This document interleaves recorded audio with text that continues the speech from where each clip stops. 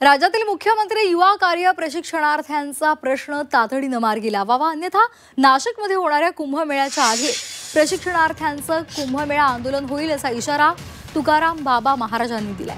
राज्याचे उद्योग मंत्री उदय सामंत यांनी सरकारच्या माध्यमातून प्रशिक्षणार्थ्यांचे प्रश्न सोडवण्याचं आश्वासन सानीमधील बेमुदत उपोषणाच्या आंदोलनादरम्यान दिलेलं होतं। मात्र 2 महिने उलटून गेले, सरकार दरबारी कोणतीच हालचाल किंवा सरकारसोबत बैठक सुद्धा घेण्यात आलेली नाहीये असा आरोप त्यांनी केला। त्याचबरोबर राज्यातल्या 50,000 प्रशिक्षणार्थ्यांना घेऊन नाशिकच्या कुंभमेळ्याच्या पार्श्वभूमीवर गोदावरी नदीकाठी भगवं वस्त्र परिधान करत सरकारचं जपनाम आंदोलन करण्याचा इशारा प्रशिक्षणार्थी संघटनेचे नेते तुकाराम बाबा महाराजांनी राज्य सरकारला दिलाय।